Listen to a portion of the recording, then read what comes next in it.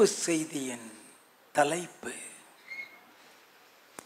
தேவனுடைய ஆசீர்வாதத்தில் மறைந்து கிடக்கும் ரகசியங்கள். The mystery in the blessings of God. நல்லா கவனித்துக் கொள்ள வேண்டும். நம்முடைய குடும்பம், நம்முடைய தொழில், நம்முடைய வருமானம் எல்லாவற்றிலும் கர்த்தருடைய ஆசீர்வாதம் உண்டு.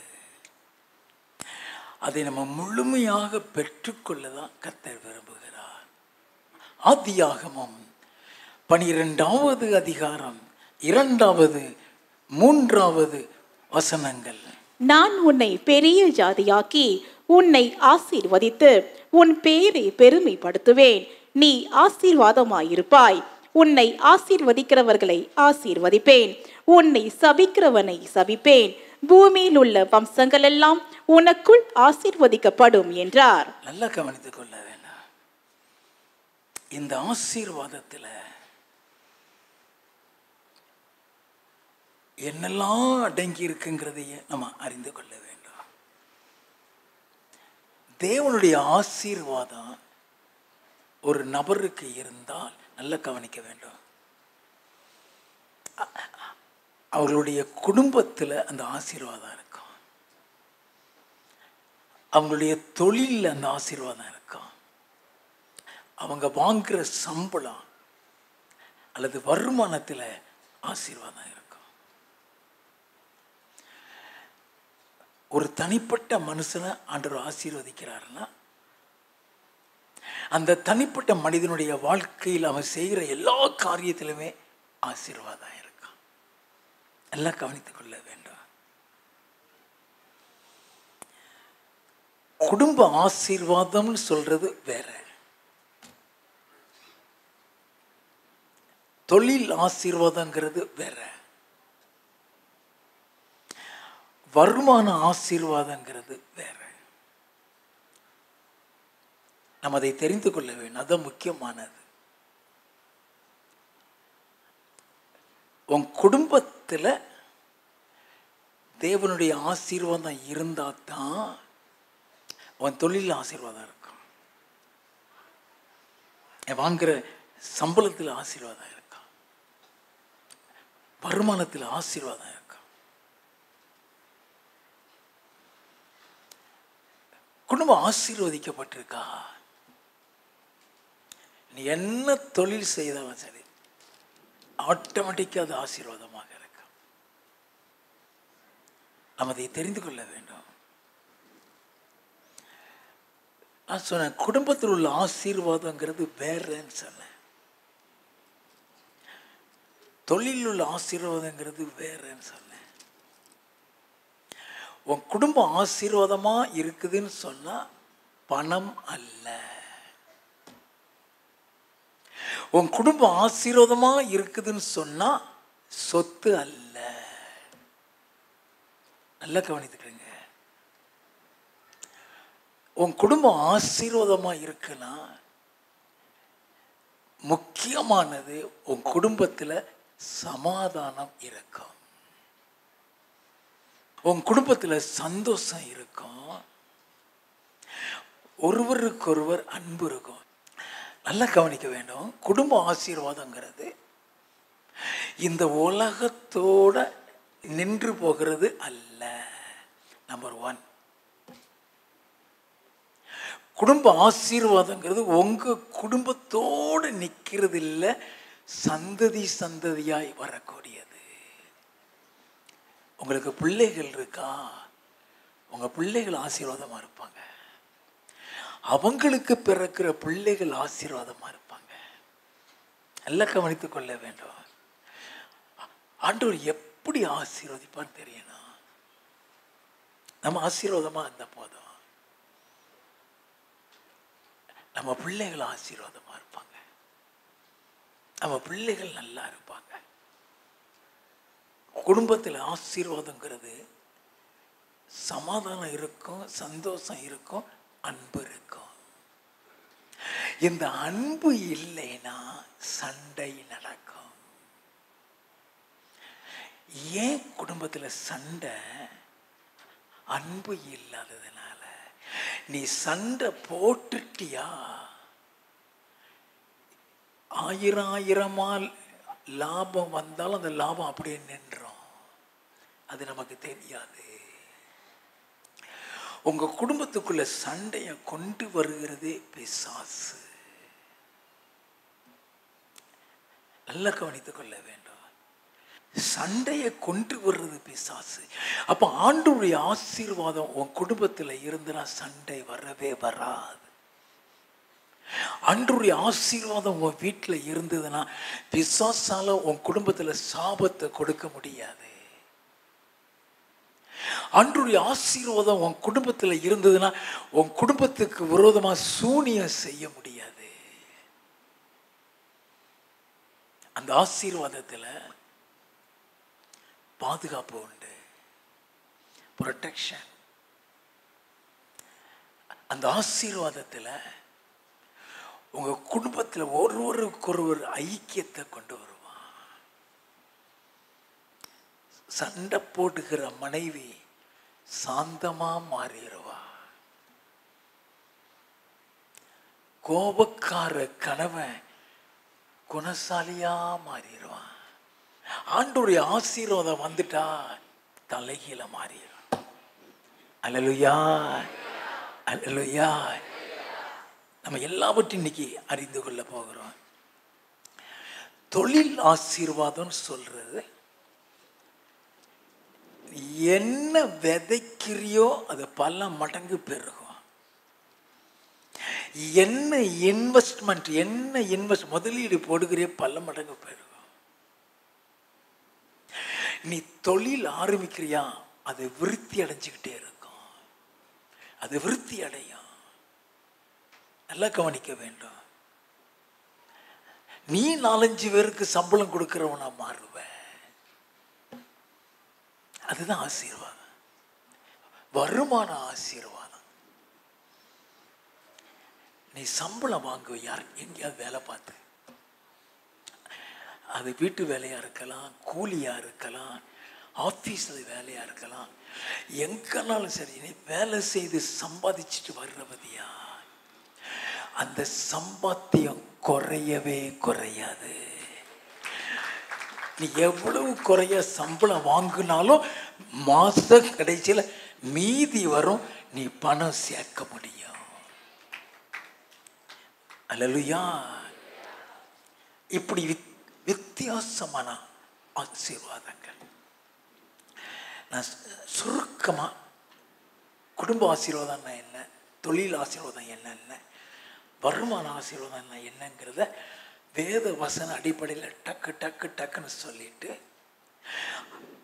அந்த ஆசீர்வாதத்தை முழுமையா பெற்றுக்கொள்ள என்ன செய்ய வேண்டும், எப்படி நடக்க வேண்டும், அதையும் சொல்லி கொடுத்துருவேன். நல்லா கவனிச்சுக்கோங்க.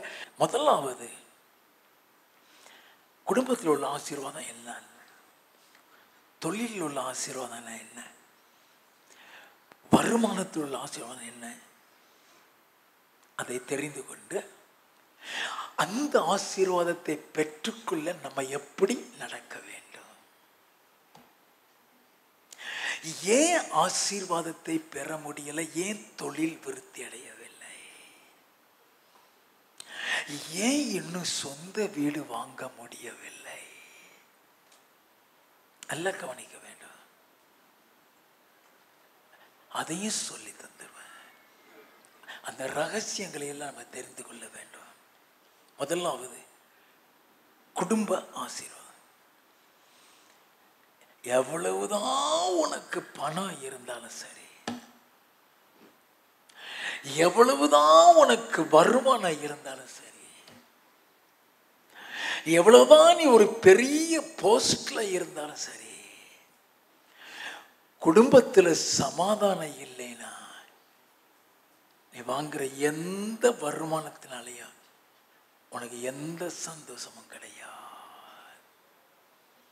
எந்த சந்தோஷமும் கிடையாது, எந்த பிரயோஜனமும் கிடையாது.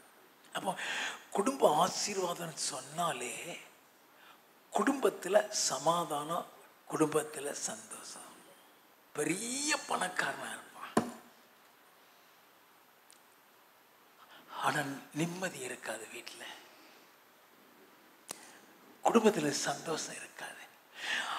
அந்த அவ்வளோ பெரிய பணம் அவனுக்கு எந்த வகையிலும் பிரயோஜனப்படாது. வேத வசனத்தை வச்சு அதை தெரிஞ்சு கொள்ள போகிறோம். 1 சாமுவேலின் புஸ்தகம் 25வது அதிகாரம் 2வது வசனம். மாக்கோடியிலே ஒரு மனுஷன் இருந்தான். அவனுடைய தொழில்துறை கர்மேலில் இருந்தது. அவனுடைய தொழில் துறை என்று சொல்லப்படுது. தொழில் கர்மேலில் இருந்தது. அந்த மனுஷன் மகா பாரி குடித்தனக்காரனாயிருந்தான். அவனுக்கு 3000 ஆடும் 1000 வெள்ளாடும் இருந்தது. அவன் அப்பொழுது கர்மேலில் தன் ஆடுகளை மயிர் கத்தரித்துக் கொண்டிருந்தான். அந்த ஆட்டை வச்சு அவன் சம்பாதிக்கிறான். அந்த ஆட்டு முடியில கூட அவனுக்கு சம்பாத்தியம் தான். அந்த ஆட்டு பாலில் அவனுக்கு சம்பாத்தியம் தான். அந்த ஆடுகளை விற்கிறதுலயும் சம்பாத்தியம் தான். நல்ல கவனிங்க, அவனுக்கு 3000 ஆடு 1000 வெள்ளாடு இருந்துதான். 4000 எங்க கொண்டு போய் வைக்கிறது? அப்போ எவ்வளவு பெரிய பணக்காரனா இருப்பான்.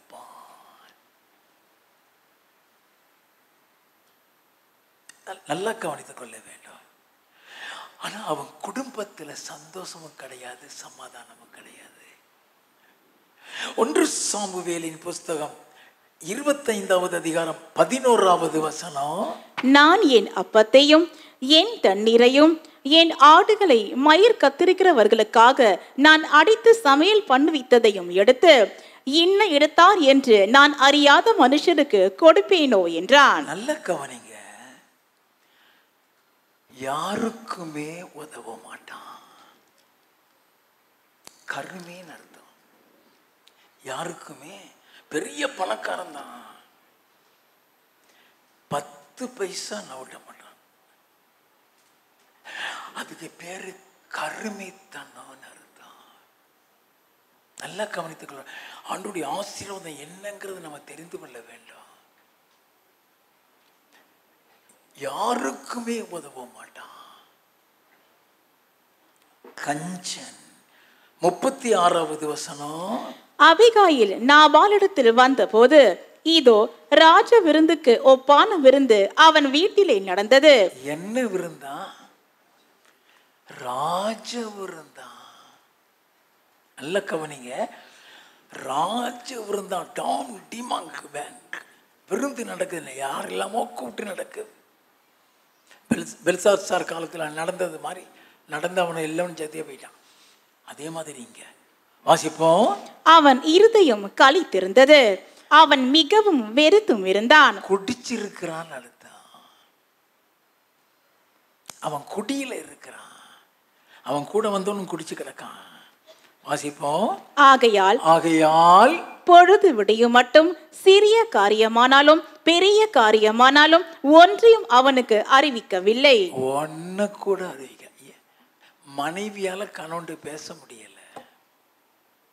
மனைவியால. அப்ப அந்த குடும்பத்துல சந்தோஷம் இருக்கா? அந்த குடும்பத்துல சமாதானம் இருக்கா?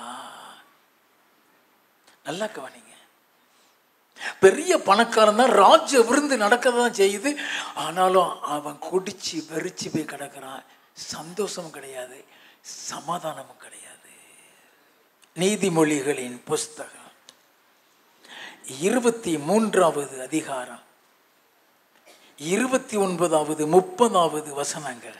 ஐயோ, யாருக்கு வேதனை, யாருக்கு வேதனை, யாருக்கு துக்கம், யாருக்கு துக்கம், யாருக்கு சண்டைகள், யாருக்கு சண்டைகள், யாருக்கு புலம்பல், யாருக்கு புலம்பல், யாருக்கு காரணமில்லாத காயங்கள். காரணமில்லாத காயம். எங்கேயாவது போய் விழுந்து காயத்தோட தான் வருவான். காரணமில்லாத காயங்கள். யாருக்கு ரத்தம் கலங்கின கண்கள், மதுபானம் இருக்கும் இடத்திலே தங்கி தரிப்பவர்களுக்கும், மதுபானம் இருக்கிற இடத்திலே தங்கி தரிப்பவர்களுக்கும், கலப்புள்ள சாராயத்தை நாடுகிறவர்களுக்கும் தானே. குடிக்கிறவனுக்குன்னு சொல்லப்பட்டிருக்கு. குடிக்கிறவன் வீடு இப்படிதான் இருக்குமா? அங்க சமாதானம் உண்டா? அங்க சந்தோஷம் உண்டா? ஆனா கோடி கோடியா பணம் வருது, அதுக்கு பேர் ஆசீர்வாதம் இல்லை. நல்லா கவனிச்சுக்கிடுங்க. நீ கஞ்சிய குடிச்சாலும் சந்தோஷமா இருக்கிறியா, அது பேரு தான் ஆசீர்வாதம். நம்ம அதை தெரிந்து கொள்ள வேண்டும். 1 சாமுவேல் 25வது அதிகாரம் 38வது வசனம். கர்த்தர் நாபாலை வாதித்ததினால் ஏறக்குறைய 10 நாளுக்கு பின்பு அவன் செத்தான். என்னது? குடியிலே செத்துட்டான். குடியிலே பாதி வயசுல செத்துட்டான். அவன் பணம் பிரயோஜனப்படுச்சா? அவன் பணம் அவனை காப்பாத்துச்சா? நல்லா கவனிங்க. எபிரேயரின் புஸ்தகம் 10வது அதிகாரம் 31வது வசனம். ஜீவனுள்ள தேவனுடைய கைகளில் விழுகிறது பயங்கரமாயிருக்குமே. ஆண்டவருடைய கையில விழுந்தா பயங்கரமா இருக்கும். அவர் அடி கொடுத்தாருன்னா பாதி வயசுல போயிருவான். இந்த பாதி வயசுல போறது நல்ல மரணம் நினைச்சிடாதீங்க. தாவீது ஆண்டவரே பாதி வயசுல எடுத்துறாதீங்க. நல்லா கவனித்துக் கொள்ள வேண்டும். அப்படின்னா குடும்பத்தில் உள்ள ஆசீர்வாதம் சமாதானம்னு சொன்னேன். ஆசீர்வாதத்தில் சமாதானம் உண்டு. சங்கீத புஸ்தகம் 29வது சங்கீதம் 11வது வசனத்தின் பிற்பகுதி. கர்த்தர் தமது ஜனத்திற்கு சமாதானம் அருளி, கர்த்தர் தமது ஜனத்திற்கு சமாதானம் அருளி அவர்களை ஆசீர்வதிப்பார். அப்ப அந்த ஆசீர்வாதம் சொல்றது சமாதானம். ஆண்டவருடைய ஆசீர்வாதத்துல சமாதானம். அவர் தம்முடைய ஜனத்திற்கு சமாதானம் அருளி ஆசீர்வதிப்பார். சமாதானம் அருளி ஆசீர்வதிப்பார். நல்லா கவனிக்க வேண்டும். அப்போ அந்த ஆசீர்வாதம் சந்ததி சந்ததியா இருக்குமா? ஆதியாகமம் 22வது அதிகாரம் 17வது 18வது வசனங்கள். நான் உன்னை ஆசீர்வதிக்கவே ஆசீர்வதித்து உன் சந்ததியை வானத்தின் நட்சத்திரங்களைப் போலவும் கடற்கரை மணலை போலவும் பெருகவே பெருக பண்ணுவேன் என்றும் உன் சந்ததியார் தங்கள் சத்துருக்களின் வாசல்களை சுதந்திரித்துக் கொள்ளுவார்கள் என்றும் நீ என் சொல்லுக்கு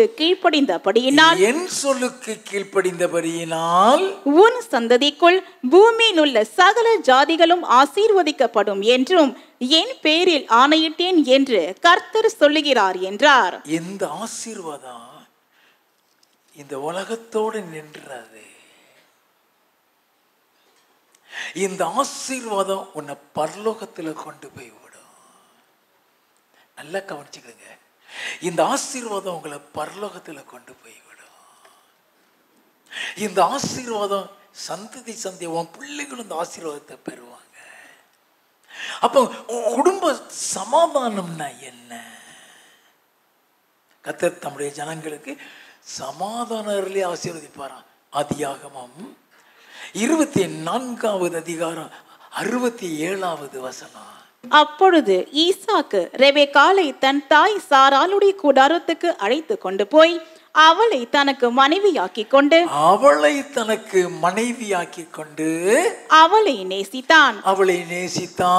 ஈசாக்கு தன் தாய்க்காக கொண்டிருந்த துக்கம் நீங்கி ஆறுதல் அடைந்தான். மனைவியின் நிமித்தம் இவன் ஆறுதல் அடைந்தான்.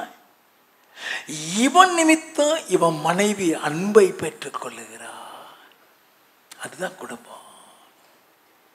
கணவன் மனைவி அன்பாக இருக்க வேண்டும், சந்தோஷமா இருக்க வேண்டும்.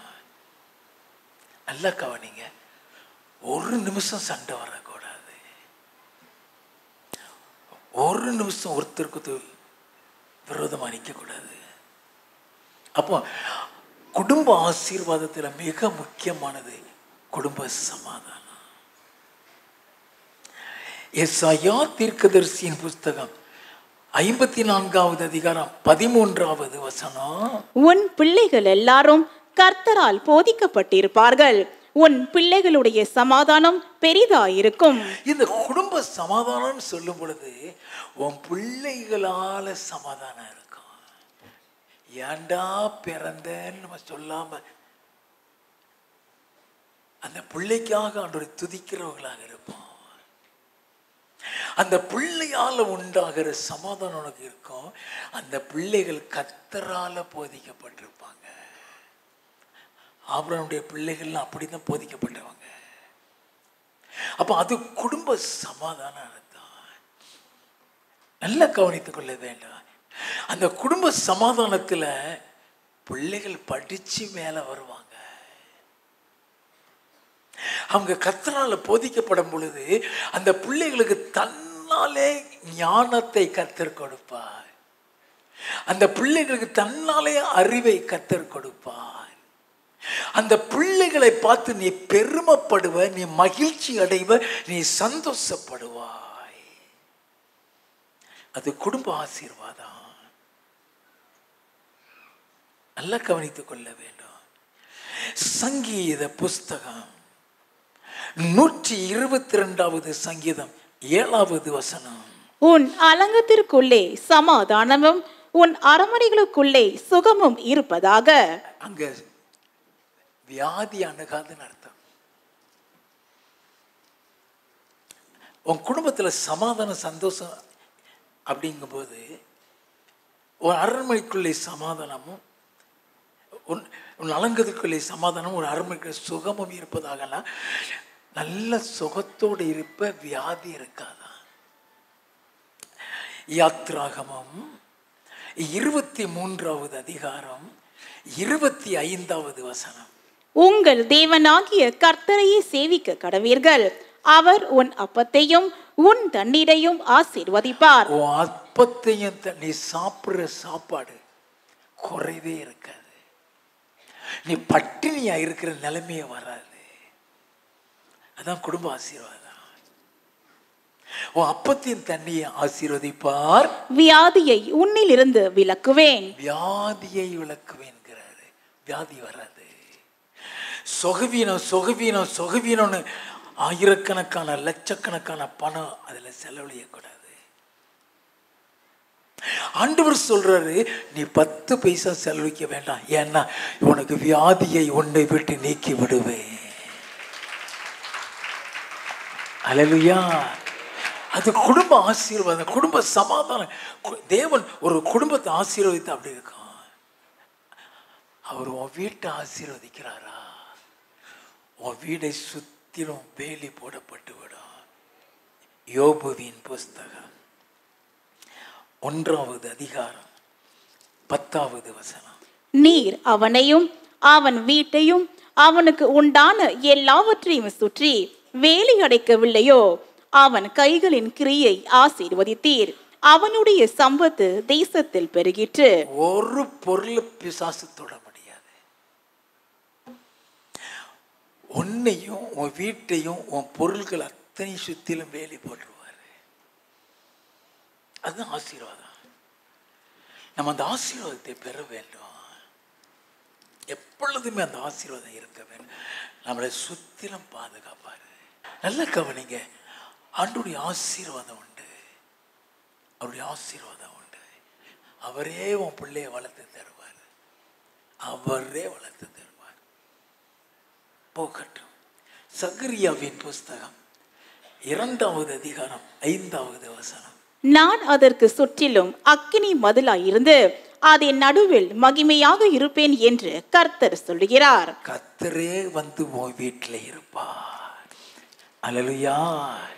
அதுதான் அந்த ஆசீர்வாதத்துக்கு காரணம். அதுதான் அந்த பாதுகாப்புக்கு காரணம். அவர் வந்தார்னா அவருடைய மகிமையே உனக்கு வேலியாக இருக்கும். அல்லேலூயா. நாம் அதை தெரிந்து கொள்ள வேண்டும். போகட்டும். கணவன் மனைவியை பற்றி வேதம் என்ன சொல்லுகிறது? நீதிமொழிகளின் புஸ்தகம் 18வது அதிகாரம் 22வது வசனம். மனைவியை கண்டடைகிறவன் நன்மையானதை கண்டடைகிறான், கர்த்தரால் தயையும் பெற்றுக் கொள்கிறான். மனைவியை கண்டடைகிறவன் நன்மையானதை கண்டடைகிறான். அப்படின்னா மனைவி கணவனுக்கு ஒரு பொக்கிஷமாய் இருப்பாள். சண்டைக்காரியா இருக்க மாட்டா. எப்படி இருப்பா? பொக்கிஷமா இருப்பா. அந்த மனைவியை பார்க்காம அவன் ஒரு 10 நிமிஷம் இருந்துக்கிட மாட்டான். அதுக்கு பேர் தான் ஆசீர்வாதம். அதுக்கு பேர் தான் குடும்ப ஆசீர்வாதம். நல்லா தெரிந்து கொள்ள வேண்டும். அந்த குடும்பத்தில் அப்படி ஒரு சந்தோஷம் இருக்கும். அந்த மனைவி நிமித்தம் கர்த்தரால் அவன் தயையும் பெற்றுக்கொள்ளுவானா. அல்லேலூயா. நீதிமொழிகள் 19வது அதிகாரம் 14வது வசனம். வீடும் ஆஸ்தியும் பிதாக்கள் வைக்கலும் சுதந்திரம், புத்தியுள்ள மனைவியோ கர்த்தர் அருளும் ஈவு. புத்தியுள்ள மனைவியோ கர்த்தர் அருளும் ஈவு. நல்ல கவனிங்க. நீ மக்கு பிளாஸ்திரியை தான் கெட்டியிருப்ப. யாரை கெட்டியிருப்ப? கெட்டினது மக்கு பிளாஸ்திரியா கெட்டியிருப்ப. இந்த கர்த்தருடைய ஆசீர்வாதம் வரும் பொழுது உன் மனைவி புத்திசாலியா மாறிடுவா. ஆசீர்வாதம் அங்கதான் இருக்குது. உனக்கு என்ன தேவையோ அவர் தருவார். ஒரு தட்டுப்பாடு உன் வாழ்க்கையில வரவே வராது. அல்லேலூயா. நீதிமொழிகளின் புஸ்தகம் 31வது அதிகாரம் 12வது வசனத்தில் இருந்து. அவள் உயிரோடு இருக்கிற நாளெல்லாம் அவனுக்கு தீமையை அல்ல நன்மையை செய்கிறாள். மனைவி புருஷனுக்கு எப்போது நன்மையை தான் செய்வாள். அதனாலதான் அவள் பொக்கிஷம். வாசிப்போம். ஆட்டு மயிரையும் சணலையும் தேடி தன் கைகளினால் உற்சாகத்தோட வேலை செய்கிறாள். சோம்பேறியா இருக்க மாட்டா. ஆசீர்வாதம் உன் வீட்டுல இல்லைன்னா உன் மனைவி தூங்கிட்டே இருக்கான்னு அர்த்தம். சுறுசுறுப்பாவ இல்லைன்னு அர்த்தம். அந்த ஆசீர்வாதம் இருந்தா அவ சுறுசுறுப்பா இருப்பா. சுறுசுறுப்பா இருப்பா. நல்லா கவனித்துக் கொள்ள வேண்டும். அவளை குறித்து சொல்லுகிறது. உற்சாகத்தோட வேலை செய்கிறாள். அவள் வியாபார கப்பல்களை போல் இருக்கிறார். வியாபார கப்பல்னு என்ன தெரியுமா?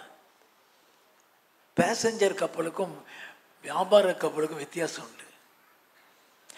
பேசஞ்சர் கப்பல் ஒரு நாட்டில் இருந்து இன்னொரு நாட்டில் போய் நின்றுச்சுதுன்னா திரும்ப 2 நாள் கழிச்சு தான் அது கிளம்பும். வியாபார கப்பலுங்கிறது வந்து இறக்கி லோடை இறக்கணும்னு அடுத்த லோடு ஏற்றிடுவான். அந்த லோடு இறங்கணும்னு அடுத்த லோடு இறக்கி திரும்ப கிளம்பிடுவான். அது போய்கிட்டே இருக்கும். அதே மாதிரி தான் இவ வியாபார கப்பல் ஓய்ந்திருக்க மாட்டான். நம்ம ஒரு 1/2 மணி நேரம் நின்ன உடனே இடுப்பு பிடிச்சிட்டு சேரில் உட்காந்துடுறோம்.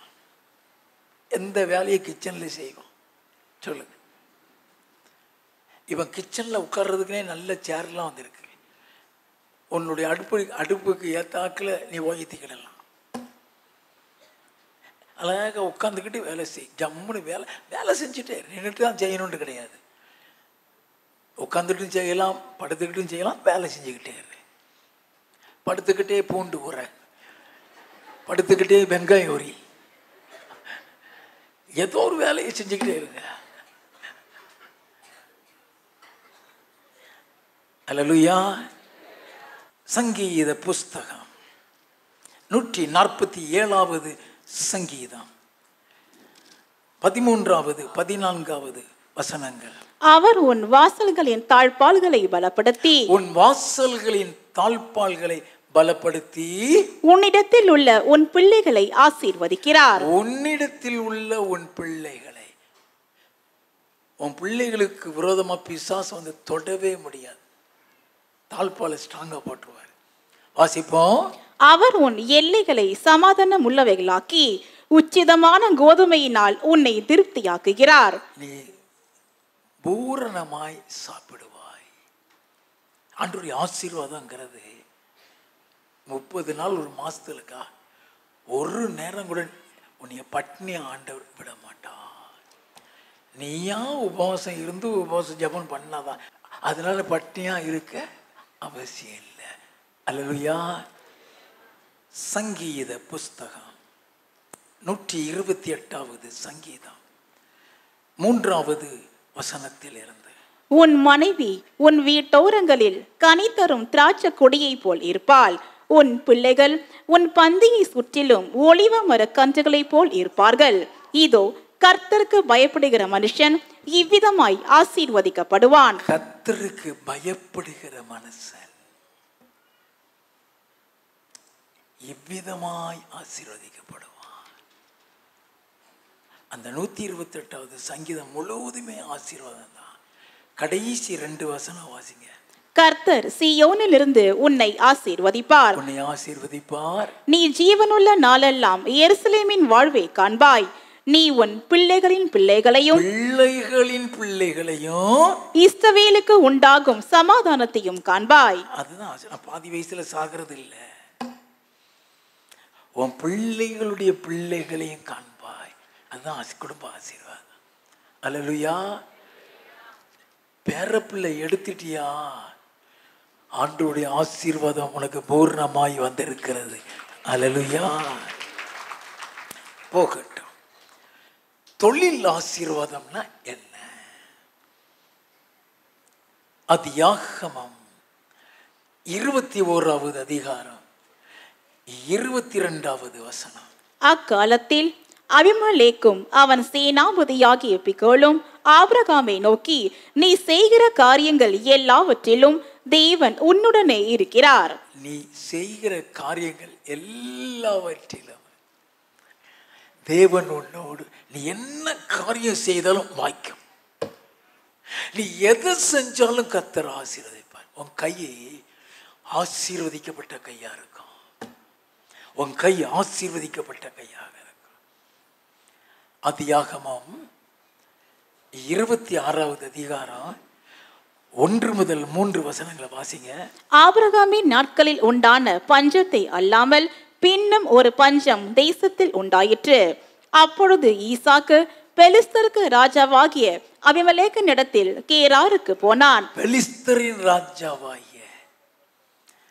அபிமெலேக்கிடத்துல கேராருக்கு போனான்.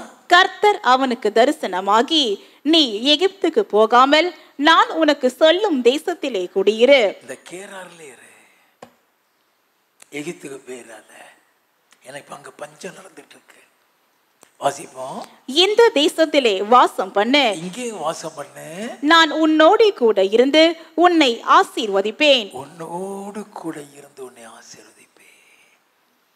நல்ல ஆண்டவருடைய ஆசீர்வாதம் சொல்றது, அவர் வானத்தில் இருந்துட்டு உன்னை அப்படி ஆசீர்வதிப்பாருங்கல்ல, உன் கூட வந்து உன் கூட இருந்து உன்னை ஆசீர்வதிப்பார்.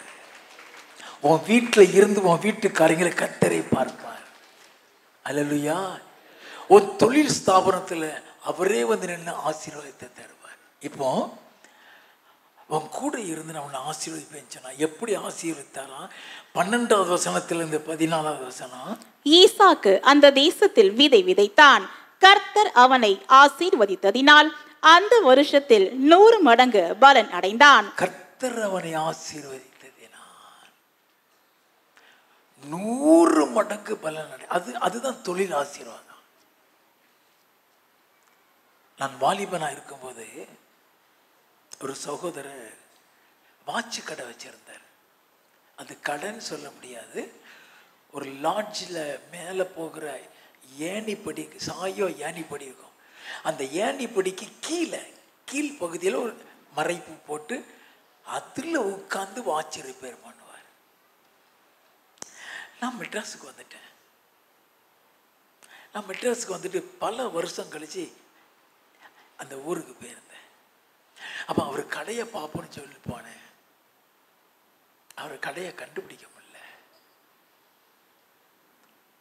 அவர் வச்சிருந்த அந்த சின்ன கடையில் ஒருத்தர் உட்காந்துருக்காரு, அந்த ஆள் இல்லை. ஏப்பா இதில் ஒருத்தர் கடை போட்டிருந்தாரு, அவர் எங்கன்னு கேட்டேன். அடுத்த கடையில் இருக்காருன்னாரு. அந்த அடுத்த கடையை பார்த்தா பெரிய வால் கிளாக் கடை, பெரிய வாட்ச் கடை. அதுக்கு நேர எதிர்த்தாங்கள அதே அளவில் பெரிய வால் கிளாக் வாட்ச் கடை. நீ எதை சின்னதை ஆரம்பிக்கிறியோ அதை ஆண்டவர் விருத்தி அடைய செய்வார். அதுதான் தொழில் ஆசீர்வாதம். நீ ஒரே ஒரு மூடை தான் நெல் போடுவேன், 100 மூடை அளவுக்கு கர்த்தர் ஆசீர்வாதத்தை கொடுப்பார். அல்லேலூயா. அவன் ஈசாக்கு விதைக்கிற விதையை அவர் ஆசீர்வதிக்கிறார், 100 மடங்கு பலன். வாசிப்போம். அவன் ஐஸ்வர்யவானாகி வர வர விருத்தி அடைந்து மகா பெரியவனானான். மகா பெரியவனானான். அவனுக்கு ஆட்டு மந்தையும் மாட்டு மந்தையும் அநேக பணிவிடைக்காரரும் இருந்தபடியினாலே பெலிஸ்தர் அவன் பேரில் பொறாமை கொண்டு அவன் தகப்பனாகிய ஆபிரகாமின் நாட்களில் அவனுடைய வேலைக்காரர் வெட்டின துறவுகளை எல்லாம் தூர்த்து மண்ணினால் நிரப்பி போட்டார்கள். அந்த அளவு பொறாமை. ஏன்னா இவன் தோன்றுனா தண்ணி வருது, அவனுக்கு தோன்றுனா தண்ணி வர மாட்டேங்கி. உன்னை பார்த்து ஒருத்தன் பொறாமப்படுறான்னா நீ நல்லா இருக்கன்னு அர்த்தம். அல்லேலூயா. உன்னை பார்த்து பொறாமப்படுறான், நீ நல்லா இருக்கன்னு அர்த்தம். அல்லேலூயா. போகட்டும். எந்த தொழில் செஞ்சாலும் அது விருத்தி அடைஞ்சுக்கிட்டே இருக்கும். யோசேப்புடைய வாழ்க்கையில் உள்ள ஆசீர்வாதம் என்ன தெரியுமா?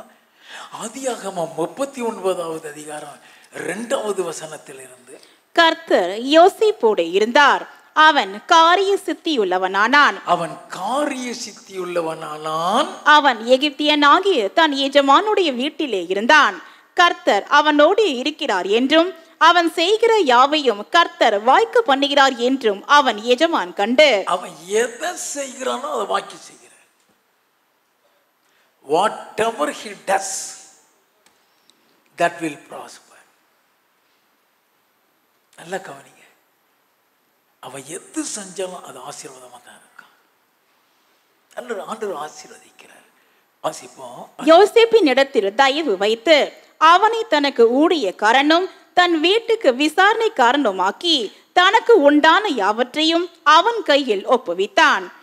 அவனை தன் வீட்டுக்கும் தனக்கு உண்டான எல்லாவற்றிற்கும் விசாரணைக்காரனாக்கினது முதற்கொண்டு கர்த்தர் யோசேப்பின் நிமித்தம் அந்த எகிப்தியன் வீட்டை ஆசீர்வதித்தார். நல்ல கவனிங்க. யோசேப்பின் நிமித்தம் எகிப்தியன் ஆசீர்வதிக்கப்பட்டவன் இல்லை. இந்த யோசேப்பின் நிமித்தம் எகிப்தியன் வீட்டை ஆசீர்வதித்தான். வீட்டிலும் வெளியிலும் அவனுக்கு உண்டானவைகள் எல்லாவற்றிலும் கர்த்தருடைய ஆசீர்வாதம் இருந்தது. அவனுக்கு உண்டான எல்லாவற்றிலும் ஆசீர்வாதம். உன் கையின் பிரயாசத்தை ஆசீர்வதிப்பார். ஏசாயா தீர்க்கதரிசியின் புஸ்தகம் 61வது அதிகாரம் 9வது வசனத்தின் பிற்பகுதி. அவர்களை பார்க்கிற யாவரும் அவர்கள் கர்த்தரால் ஆசீர்வாதம் பெற்ற சந்ததி என்று அறிந்து கொள்வார்கள். அவரை பார்க்கிற யாவரும் அவங்க கர்த்தரால் ஆசீர்வாதம் பெற்ற சந்ததி. உங்களை பார்க்கிறவங்க சொல்லுவான், நீ கர்த்தரால் ஆசீர்வதிக்கப்பட்டவங்க. ஆதியாகமம் 26வது அதிகாரம் 28வது வசனம். அதற்கு அவர்கள், நிச்சயமாய் கர்த்தர் உம்மோடு கூட இருக்கிறார் என்று கண்டோம். நிச்சயமாய் கர்த்தர் உம்மோடு இருக்கிறார் என்று கண்டோம். அடுத்த வசனம் 29ல கடைசி பகுதி. நீர் கர்த்தரால் ஆசீர்வதிக்கப்பட்டவராமே என்றார்கள். உங்க ஆசீர்வாதத்தை வச்சு கர்த்தர் உன் கூட இருக்காங்க அறிஞ்சிருவாங்க. கடைசியாக வருமானத்தில் ஆசீர்வாதம். நீ வாங்குற சம்பளம் ஆசீர்வாதமா இருக்கும். நீ சின்ன கூலி தொழில் செஞ்சாலும் அந்த வருமானம் ஆசீர்வாதமா இருக்கும். நல்லா கவனிங்க. நீ ஆபீஸ்ல போய் வேலை பார்த்தீங்கன்னாலும் அந்த சம்பளம் ஆசீர்வாதமா இருக்கும். உபாகமம் 28வது அதிகாரம் 8வது வசனம். கர்த்தர் உன் களஞ்சியங்களிலும் நீ கையிடும் எல்லா வேலையிலும் உனக்கு ஆசீர்வாதம் கட்டளையிடுவார். கர்த்தர், நல்ல கவனிங்க, உன் களஞ்சியங்களிலும் வீட்டில் உள்ள எல்லாத்திலையும்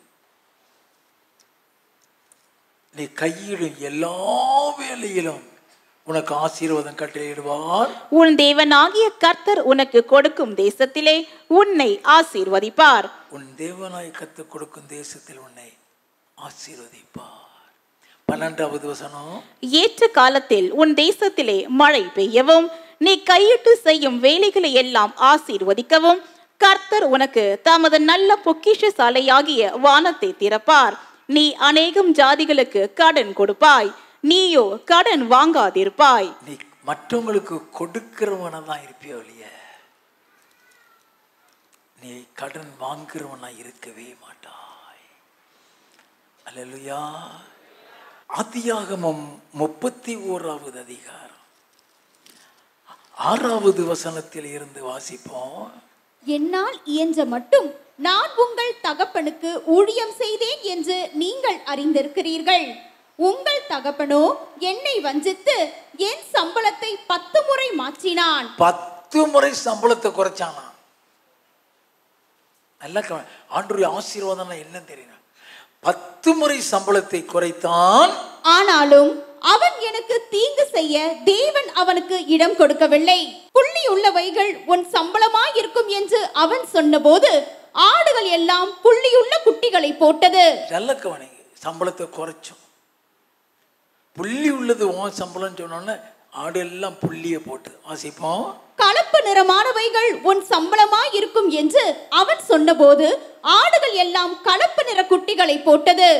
இவ்விதமாய் தேவன் உங்கள் தகப்பனுடைய ஆடுகளை எடுத்து எனக்கு தந்தார். அப்படிப்பட்ட ஒரு ஆசீர்வாதத்தை கொடுக்கிறார். நல்லா கவனித்துக் கொள்ள வேண்டும். எப்படியெல்லாம் ஆண்டவர் ஆசீர்வதிப்பாரு, எப்படியெல்லாம் ஆண்டவர் கிரியை செய்கிறாரு. 30வது அதிகாரத்துல 43வது வசனம், இவ்விதமாய் அந்த புருஷன் மிகவும் விருத்தி அடைந்து திரளான ஆடுகளும் வேலைக்காரிகளும் வேலைக்காரரும் ஒட்டகங்களும் கழுதைகளும் உடையவனானான். நல்லா கவனிக்க வேண்டும். மிகவும் விருத்தி அடைந்து நீ வாங்குற சம்பளத்திலேயே நீ வீடு கட்ட முடியும். நீ வாங்குற சம்பளத்திலேயே உன் பிள்ளைகளுக்கு திருமணம் நடத்த முடியும். அதுதான் ஆசீர்வாதம். நீ யார்கிட்டையும் கடன் வாங்க வேண்டியதில்லை. நீ கடன் வாங்காம நீ செய்கிறதுக்கு பேர் தான் ஆசீர்வாதம். ஆதியாகமம் 32வது அதிகாரம் 9-10. பின்பு யாக்கோபு, என் தகப்பனாகிய ஆபிரகாமின் தேவனும் என் தகப்பனாகிய ஈசாக்கின் தேவனுமாய் இருக்கிறவரே, உன் தேசத்துக்கும் உன் இனத்தாரிடத்துக்கும் திரும்பி போ, உனக்கு நன்மை செய்வேன் என்று என்னுடனே சொல்லி இருக்கிற கர்த்தாவே, என்னுடனே சொல்லி இருக்கிற கர்த்தாவே, அடியேனுக்கு தேவரீர் காண்பித்த எல்லா தயவுக்கும் எல்லா சத்தியத்துக்கும் நான் எவ்வளவு வேணும் பாத்திரன் அல்ல. நான் கோலும் கையுமாய் இந்த யோர்தானை கடந்து போனேன். எப்படி போனானா? ஒண்ணு இல்லாம போனானா? கோலும் கையுமாய் இந்த யோர்தானை கடந்து போனேன். இப்பொழுது இவ்விரண்டு பரிவாரங்களையும் உடையவனானேன். அவ்வளவு பெரிய பணக்காரனா திரும்பி வர வைத்தார். அதுதான் ஆசீர்வாதம். நான் சொன்னேன், உன் சம்பளம் குறையவே குறையாது. கொஞ்சம் சம்பளத்திலே நீ மீதி எடுக்க முடியும். 1 ராஜாக்களின் புஸ்தகம் 17வது அதிகாரம் 8வது வசனத்திலிருந்து. அப்பொழுது கர்த்தருடைய வார்த்தை அவனுக்கு உண்டாயிற்று. அவர், நீ எழுந்து சீதோனுக்கடுத்த சாரிபாத் ஊருக்கு போய் அங்கே தங்கியிரு, உன்னை பராமரிக்கும்படி அங்கே இருக்கிற ஒரு விதவைக்கு கட்டளையிட்டேன் என்றார். அங்க ஒரு விதவையை உனக்கு போஷிக்க வச்சிருக்க, அங்க போனா. அப்படியே அவன் எழுந்து சாரிபாத்துக்கு போனான். அந்த பட்டணத்தின் ஒளிமுக வாசலுக்கு அவன் வந்தபோது அங்கே ஒரு விதவை விறகு பொறுக்கி கொண்டிருந்தாள். அவன் அவளை பார்த்து கூப்பிட்டு, நான் குடிக்கிறதற்கு கொஞ்சம் தண்ணீர் ஒரு பாத்திரத்தில் எனக்கு கொண்டு வா என்றான். கொண்டு வர அவள் போகிற போது அவன் அவளை நோக்கி கூப்பிட்டு, கொஞ்சம் அப்பமும் உன் கையிலே எனக்கு கொண்டு வா என்றான். அதற்கு அவள், பானையில் ஒரு பிடி மாவும் கலயத்தில் கொஞ்சம் எண்ணெயுமே அல்லாமல் என்னிடத்தில் ஒரு அடையும் இல்லை என்று உம்முடைய தேவனாகிய கர்த்தருடைய ஜீவனை கொண்டு சொல்லுகிறேன். நல்ல கவனி, என்ன இருக்குது அவட்ட? ஒரு பிடி மாவும் கொஞ்சோண்டு எண்ணெயும் தான் இருக்கு. இதான் கடைசி சாப்பாடு. இதை சாப்பிட்டுட்டு நாங்கள் சாக போகிறோம். தேசம் முழுவதும் பஞ்சம். எலியா சொல்றான் 14வது வசனம், கர்த்தர் தேசத்தின் மேல் மழையை கட்டளையிடும் நாள் மட்டும் பானையின் மா செலவழிந்து போவதும் இல்லை, கலசத்தின் எண்ணெய் குறைந்து போவதும் இல்லை என்று இஸ்ரவேலின் தேவனாகிய கர்த்தர் சொல்லுகிறார் என்றான். அவள் போய் எலியாவின் சொற்படி செய்தாள். அவளும் இவனும் அவள் வீட்டாரும் அநேக நாள் சாப்பிட்டார்கள். குறையவே இல்லை. அல்லேலூயா. இன்னைக்கு 3 ஆசீர்வாதத்தை பார்த்திருக்கோம். தொழில் ஆசீர்வாதம் என்ன, வருமானத்தில் ஆசீர்வாதம் என்ன, குடும்பத்தில் ஆசீர்வாதம் என்ன. இந்த குடும்ப ஆசீர்வாதம் உன்னை பரலோகத்துக்கு கொண்டு போயிடும். தொழில் ஆசீர்வாதம் உன்னை ஐஸ்வர்யவனாக்கிறோம். வருமான ஆசீர்வாதம் உன் வாழ்க்கையில தட்டுப்பாடு இல்லாம கடனே வாங்காதவனாக உன்னை வைத்து விடும். அப்படின்னா இந்த ஆசீர்வாதத்தை பெற்றுக்கொள்ள நம்ம எப்படி நடக்க வேண்டும்? நீதிமொழிகளின் புஸ்தகம் 28வது அதிகாரம் 20வது வசனம். உண்மையுள்ள மனுஷன் பரிபூரண ஆசீர்வாதங்களை பெறுவான், ஐஸ்வர்யவனாகிறதற்கு தீவிருக்கிறவனோ ஆக்கினைக்கு தப்பான். நல்ல கவனிங்க. உண்மையுள்ள மனுஷன், நீ என்ன தொழில் செஞ்சாலும் சரி, உண்மையா இரு. உன் குடும்பத்துல கணவன் மனைவிக்கு ஒன்றும் மறைக்காத, மனைவி கணவனுக்கு மறைக்காத, கணவனுக்கு தெரியாம ஒன்றும் செய்யாத, மனைவிக்கு தெரியாம ஒன்றும் செய்யாத. உன்னை ஆசீர்வதிப்பாரு. அதுதான் உண்மை. சங்கீத புஸ்தகம் 101வது சங்கீதம் 6வது வசனம். தேசத்தில் உண்மையானவர்கள் என்னோட வாசம் பண்ணும்படி என் கண்கள் அவர்கள் மேல் நோக்கமாயிருக்கும். தேசத்தில் உண்மையானவர்கள் என்னோடு வாசம் பண்ணும்படி என் கண்கள் அவர்கள் மேல் நோக்க. அந்த உண்மை இருந்தால் தான் நீ பரலோகத்துக்கு போக முடியும். வேதம் சொல்லுகிறது, வெளிப்படுத்தின விசேஷம் 17வது அதிகாரம் 14வது வசனம். இவர்கள் ஆட்டுக்குட்டியானவருடனே யுத்தம் பண்ணுவார்கள். ஆட்டுக்குட்டியானவர் கர்த்தாதி கர்த்தரும் ராஜாதி ராஜாவுமாய் இருக்கிறபடியால் அவர்களை ஜெயிப்பார். அவரோடு கூட இருக்கிறவர்கள் அடைக்கப்பட்டவர்களும், அவரோடு கூட இருக்கிற அழைக்கப்பட்டவர்கள், தெரிந்து கொள்ளப்பட்டவர்களும், தெரிந்து கொள்ளப்பட்டவர்கள், உண்மையுள்ளவர்களுமாய் இருக்கிறார்கள் என்றான். உண்மையுள்ளவர்களுமாய் இருக்கிறார்கள். நீ உண்மை இருந்தாதான் அவர்கிட்டயே போக முடியும். நல்லா கவனிங்க. நீ ஒரு தொழில் செய்கிற, உன் தொழில 4 பேர் வேலை பார்க்கிறான். அந்த 4 பேருக்கும் 31ஆம் தேதிக்குள்ள சம்பளம் கொடுத்துரு. அவன் 10ஆம் தேதி வேலையில் வந்து சேருவான். அவன் 10ஆம் தேதி வேலை பார்க்கறதுனால அடுத்த மாசம் 10ஆம் தேதி சம்பளம் கொடுக்காத. அவன் 10ஆம் தேதி வேலை பார்க்கறானா, அதே 31ஆம் தேதி சம்பளம் கொடு. இந்த 10ஆம் தேதியில இருந்து 20 நாளைக்குள்ள சம்பளத்தை கொடுத்துரு.